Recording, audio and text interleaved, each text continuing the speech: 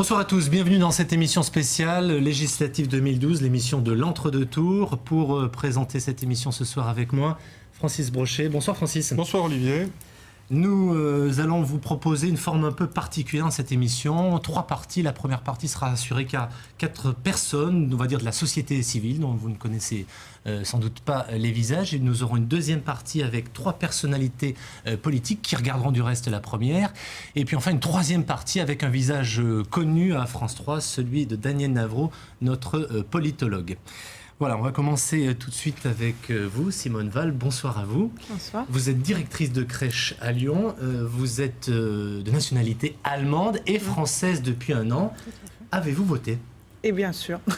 C'était aussi une des raisons pour laquelle j'avais demandé d'avoir la double nationalité. C'est pour pouvoir voter à toutes les élections. Samidia, bonsoir. Bonsoir, vous avez 19 ans. Alors, vous avez été candidat dans la 3e circonscription du Rhône sous l'étiquette du parti Pirate. Est-ce que vous avez voté, en plus d'être candidat ?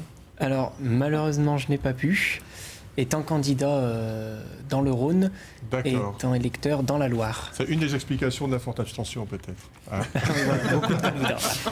Encore Joël Lurenne, bonsoir. Bonsoir. Je vais hésiter à vous présenter comme un retraité parce qu'au téléphone, vous m'avez dit « Oh non, dites pas que je suis retraité ». Mais vous êtes malgré tout retraité.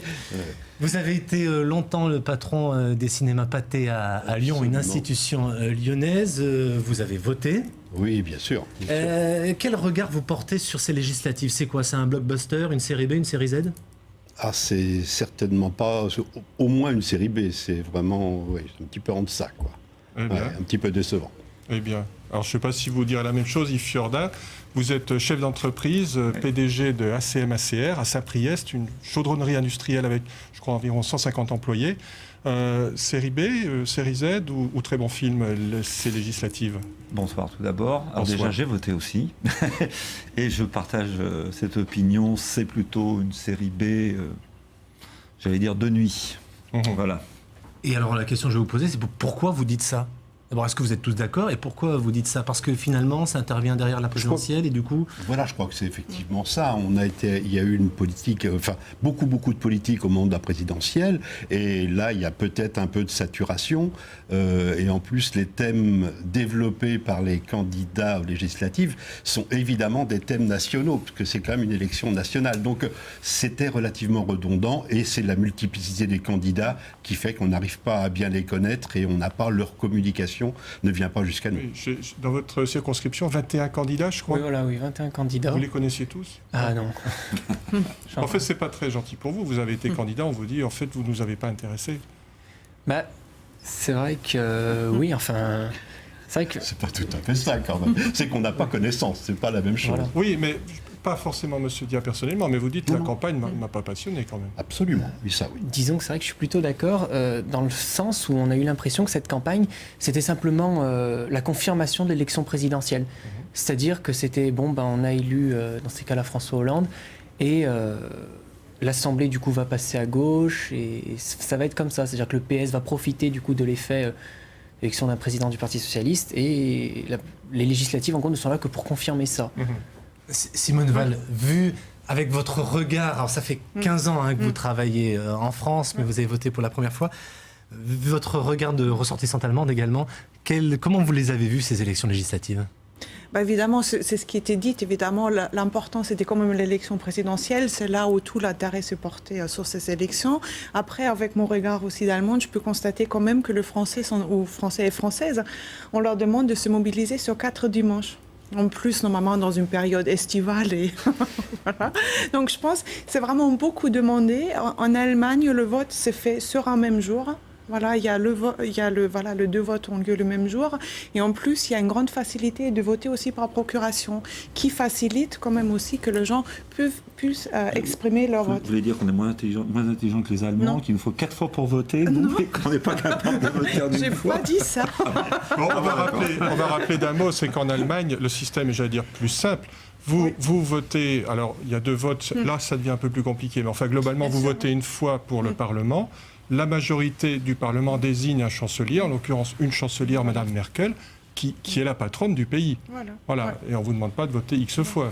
Oui, ça me semble une bonne chose. Hein. Je pense que quand même les gens se lâchent beaucoup. Moi, je partage votre avis, hein, et votre avis aussi. Je trouve qu'il y a eu cette continuité entre l'élection présidentielle, où malheureusement, si on attaque un peu des thèmes un peu de fond, j'ai été très déçu des thèmes de fond et de la manière dont ils ont été traités par tous nos hommes politiques. Et alors, je fais vraiment un transverse, complet. Que ce soit les thèmes de l'emploi, de l'industrie. Moi, je représente l'industrie. J'ai pratiquement pas entendu parler de l'industrie, les filières industrielles, l'emploi industriel. On a parlé du Made in France, quand même. On a parlé du Made in France. Moi, c'est pas ce qui m'intéresse, moi, le Made in France. Le Made in France, c'est comment on va produire en France, pas seulement pour acheter en France. J'ai entendu souvent acheter en France, j'ai pas entendu concevoir et produire en France. C'est quand même un peu différent. On a parlé de secteurs qui n'allaient pas, on parle pas de secteurs qui vont bien, et comment les secteurs qui vont bien, on va les faire aller encore mieux et donc créer de l'emploi. C'est-à-dire passer d'une industrie, ce que je connais, plutôt de moyenne classe à une industrie de haute classe, qui va nous donner quand même une visibilité sur plusieurs années. Le Made in France, justement, comment vous l'entendez ? Évidemment, c'est très bien. Il faut soutenir évidemment les entreprises locales. C'est clair, c'est ça qui fait la richesse d'un pays. Après, évidemment, on ne peut plus faire fi, dans l'Europe, d'une ouverture sur l'Europe ou sur le monde entier. Mais je voulais juste vous rassurer, on a encore moins parlé de la petite enfance, qui est mon domaine professionnel. Et Joël Leren. Oui, je crois qu'effectivement, c'était la continuité d'un discours national et l'ensemble des candidats législatifs ont repris des thèmes nationaux et ne sont pas venus les compléter par justement le terrain. Alors tout le monde se réclame du terrain, alors en fait c'est une élection nationale et en plus le découpage par circonscription, personne n'y comprend strictement rien. Donc il y a un côté mécanique dans cette élection qui fait qu'on en est assez loin. Puis les thèmes, franchement, c'était les thèmes développés par les candidats présidentiels. Samidia, vous vous lancez dans la politique. Est-ce que vous avez l'espoir de faire les choses autrement et mieux, puisque quand même, la 42,77% d'abstention au niveau national, on ne peut pas s'en réjouir. Est-ce qu'à votre avis, il y a une manière d'intéresser les gens davantage à la politique ? Eh bien, à mon avis, il faudrait déjà simplement que les candidats, comme on a dit, se traitent peut-être plus de sujets, des choses comme ça. C'est-à-dire qu'actuellement, moi, les candidats que j'ai pu voir dans ma circonscription de la Loire, c'était soit des programmes locaux. Alors, comme ça a été dit, législatif, c'est pas une élection locale, c'est une élection nationale. Soit simplement des reprises de déjà ce qui a été traité pendant la présidentielle, ou des appels au vote, par exemple.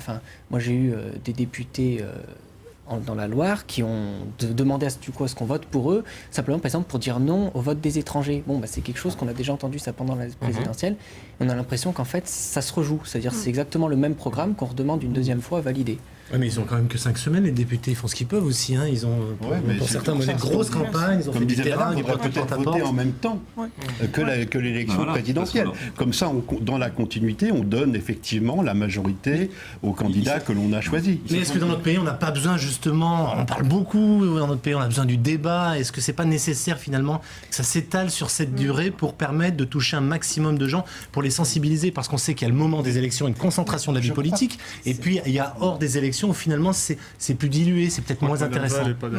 Mais je pense que si c'est un vrai débat, évidemment, on peut l'étaler. Mais là, je pense qu'on est tous un peu d'accord de dire, c'est un peu du redondant. Après, évidemment, ça peut se traduire à la vie de la politique locale, mais en même temps, c'est un peu le même sujet qui sont traités ou du coup qui ne sont pas traités. Est-ce qu'il n'y a pas un concentré ? Je ne sais pas, après, est-ce qu'il y a un concentré, peut-être pas mieux, pour plus le concentrer et plus avoir aussi un débat de fond, que aussi, c'est quand même beaucoup aussi un débat autour de personnes ou des personnalités. Ça vous venez de lâcher la parole. En Allemagne, c'est pareil. C'est un peu pareil. C'est un peu dommage, c'est que la politique aujourd'hui, elle est plus malheureusement sur le paraître que sur l'être. Et c'est vrai qu'on a moins ce débat de fond. Est-ce que vous avez déjà entendu pendant ce débat, mais de manière générale, des gens de différents bords qui soient d'accord sur certaines idées, parce que ce sont tous des personnes extrêmement intelligentes. Quelques-uns, c'est vraiment des gens qui sont vraiment formés, etc. Mais est-ce que vous pensez qu'il y a certains moments dans des politiques qui sont divergentes, il n'y a pas des idées qui peuvent être communes pour le bien d'une nation? Ça m'étonne. Moi, ça m'a toujours estomaqué. Alors, sur cette question-là, Voilà. je ne manquerai pas de faire réagir. Donc, Alors que mes invités jamais je n'ai politiques, entendu ça. vous venez de voir en train de regarder, dans un discours regarder politique. En même cette temps, la émission. démocratie, c'est quand même qu'il y ait des opinions Mais contraires. qu'il y ait un débat et qu'il y ait des opinions contraires, tout à fait. Mais qu'elles soient à 100% divergentes dans notre société aujourd'hui, ça pose quand même question. Ça pose quand même question. C'est du systématisme, c'est plus du débat. Qu'est-ce que c'est le débat? C'est convaincre l'autre de quelque chose, mais à certains moments faire des concessions pour dire oui, pour le bien de la nation, on va dans une, Vous on va seriez dans une d'accord, direction. si vous aviez été élu, on ne sait jamais, peut-être une prochaine fois, vous seriez d'accord avec cette conception de la politique? Mais je dois dire qu'en fait, oui, plutôt, parce que donc déjà simplement en tant que candidat, j'ai eu à discuter donc avec d'autres formations politiques. Et donc c'est vrai que la majorité était simplement dans le adopte complètement mes idées ou Voilà. enfin voilà, il n'y a pas à débattre. Alors, il faut dire que chez vous, vous savez que le Parti Pirate est particulier parce que vous faites votre programme un peu, pour ceux qui connaissent, comme l'encyclopédie Wikipédia. Voilà. C'est-à-dire, chacun peut contribuer. Et puis, à un moment, ça fait consensus et ça Voilà, rentre dans c'est le ça. programme. Donc en fait, c'est plutôt donc c'est un programme collaboratif et donc qu'on veut transpartisan.